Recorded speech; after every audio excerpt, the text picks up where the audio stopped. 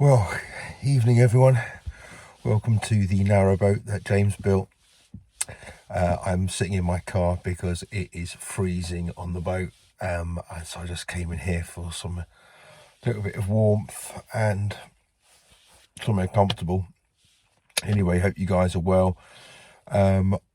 So I've just been doing the hull of the boat is the plan still, and it's coming along quite nicely actually. You'll have seen in the last video the Vactan all went down. Now we've put down, well, I've put down the red oxide, so that's all gone down. I'll show you how I've gone about doing that. That went down really quite fine, just with a crappy brush. Just got to work it in, so it's not, it's not as easy as painting. It says you can put on with a roller, but that wouldn't have worked out that well. So it's on all fours down with a paintbrush and just working it in. Anyway, so this video is about how I went about doing that, and how that came about. So anyway, hope everyone's well. See how it goes. Cheers. Now this is actually quite good news. You wouldn't often think that a bucket catching drips is good news, but it's raining cats and dogs out here, and what I've seen is that from here it's a constant drip, and it went down there through the bulkhead and down into there, which in fairness is all fine. That's all dried up. But the fact that we have found that is a answer to why, well, a potential answer, that in condensation, as to why the boat had so much water in the bottom of it. So we've now found the bit that needs to be fixed, and it's on the hatch. So I'm going to have to work out what's happening there. It's not coming through the top there, so it's obviously gathering on the other side of there and coming through somehow. But I don't know if you can see, there's already quite a bit of water in there. Right, so this is just a video to show where the water is coming into the boat when it rains. So there are two holes there. Water is coming in there, that needs to be sorted.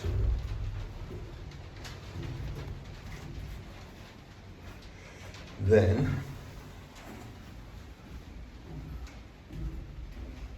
there's this one here by the hatch.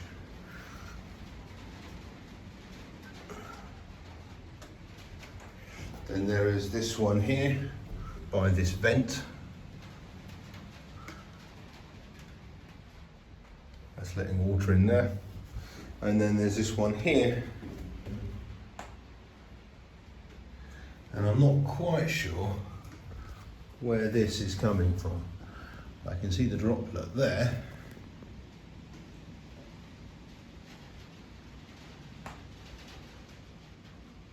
And it looks like it's coming in.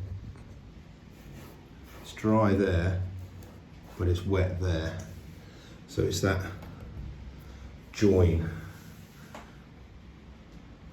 I think that's the culprit.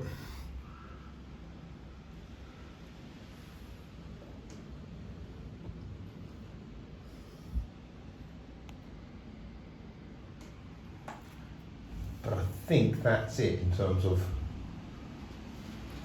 leaks. So 1, 2, 3, 4 leaks to sort out.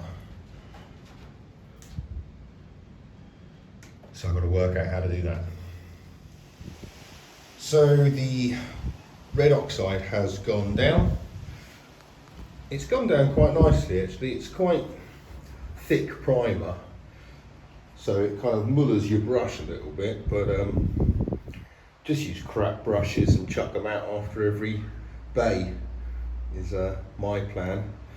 And one small tin, don't know why I only bought 750ml tins, that's ridiculous, but actually the method in my madness was I didn't know how easy it would be to seal it and to keep it good and if it went off, so I thought if I just get some small ones, that's possibly a little bit more sensible.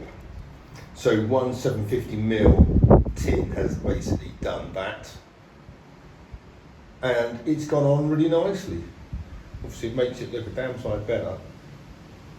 I haven't gone far up the sides and up the back because it hasn't had the rust treatment there. That's just going to be blacked a couple of times, but on the base it's gone down quite well.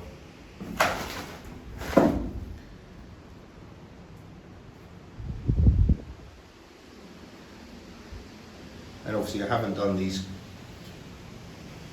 braces because, well, I need to stand on it and get to the door. So, oh, Jesus. I can't wait for a floor to be laid on this bloody thing. So this is the area I did last night.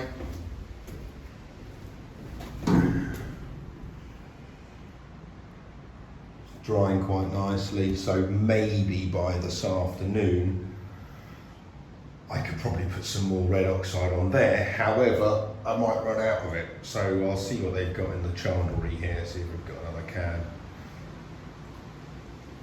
But I'll slide my kitchen down above the stern area now. We'll call that bay 1. So I'll slide my kitchen down to there, and then we will do bay 2.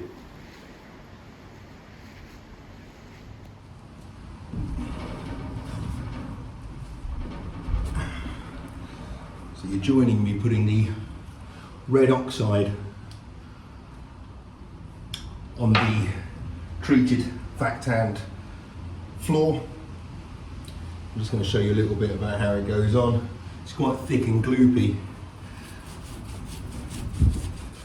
You've got to decontaminate the floor first and put the vac-tann on.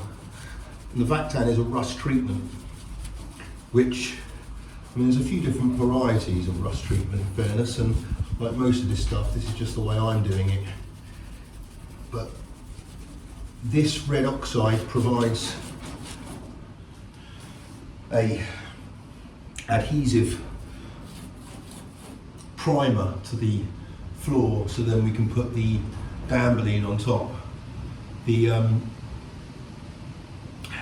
But because it's going onto a pretty uneven surface, you've got to really kind of work it in to make sure that every little bit, all the little holes and bits and pieces where I've dug out the rust is covered, because otherwise any little gap will become a weakness or a potential weakness, and you do not want a weakness on the floor. Weather-wise today, this is going on all right because it's got quite a breeze, and as you'll see from the hatches being open, there's a bit of sunlight coming through into the boat, which is good because it makes it a fairly decent temperature to apply this stuff. You don't want it too hot outside because otherwise it's go off too quickly. And you'll see here along the sides, I'm only going up to about here because, well, for a few reasons. One is about the quantity of primer I've got, and also because this stuff here hasn't had that much rust treatment up to there, because well, it's not the floor, and it's going to have 2 coats of Dambeline on it anyway. You're not going to be able to get off every little bit of this. It says decontaminate the floor. You know, I'm here with the windows open and there's bits of crap flying in, but you know, you're just not going to get it in that kind of perfect painting environment in a marina. Well, you would if you paid to go into a dry dock or something, but I haven't and I won't. So just put it on pretty liberally and make sure that it goes into all the little bits. You've got to really work it in. It's a good way of killing a brush, so just use crappy brushes, don't use anything fancy. Just whatever it takes to slap it on. It says this stuff can go on with a roller, but I mean, there's just no way you're going to get the coverage needed on that. So I'm using a brush, just a small one. Again, if you use too much of a big brush for this stuff, you're just not going to be able to work it into all the areas. So it's a case of doing it once and doing it properly. Like everything on a boat, do it once and do it properly.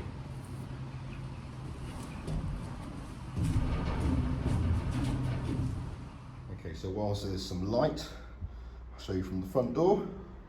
Well, actually it's the back. First section's done. Ignore these battens, they're just laid out just to move out of the way. Second section's done. And the third section's done. And now I've prepped the floor and I'm ready for the final section. Just going to finish my brew. 1 can of paint left. I think I worked that out absolutely perfectly. And it's now, if I can turn around without falling over, it's now looking really good all the way through the boat. It's a shame, I'm hoping never ever to see this floor again. But I'm pretty happy with how it's turning out. It looks a lot neater. Well, ignore the walls on the ceiling obviously. Okay, so this is the last video of the weekend. And the hull of the boat has been primed. So it's had 1 coat, that's all it needs. And then it needs 2 coats of black afterwards. Oh shit, I've got to close those cupboards, that's not been easy.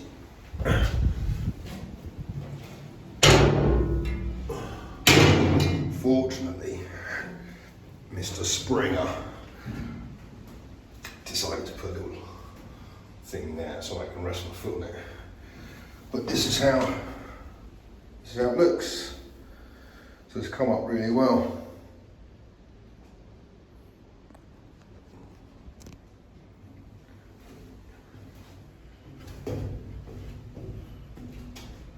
See if I shine the light that way.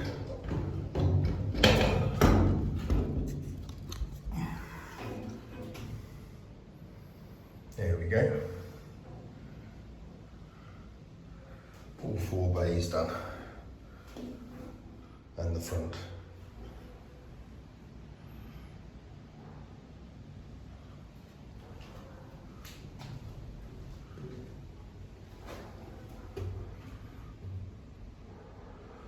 Excuse the mess in the kitchen. Well, that's it. The red oxide is down. Join me next time. Please hit subscribe or like if you found these videos useful. And look after yourselves. Take care. Bye-bye.